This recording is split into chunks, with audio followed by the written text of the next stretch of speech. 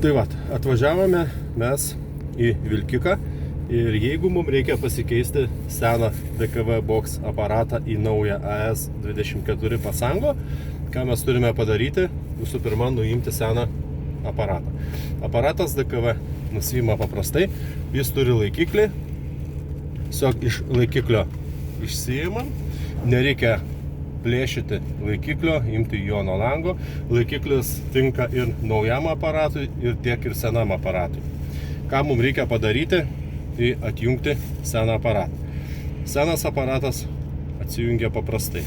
Pirmas žingsnis, reikia nuimti dangtelį.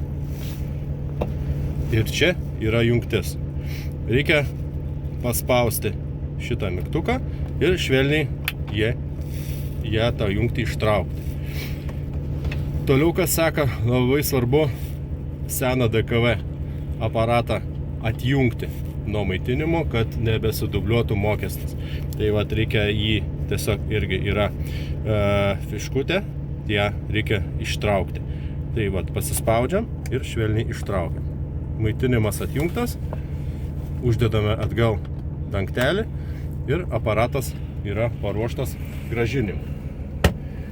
Toliau imame naują AS24 Pasango aparatą.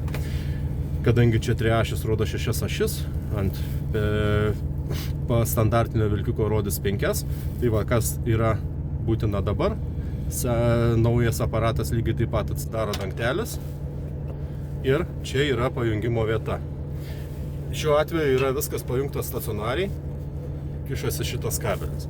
Jeigu to pas jūs vilkike nebus, gali būti, kad jums teks panaudoti laidą, kuris jungiasi į rozetę. Šitas laidas jungiasi į rozetę, kitas galas jungiasi į vilkiko aparatą, būtent į tą pačią vietą.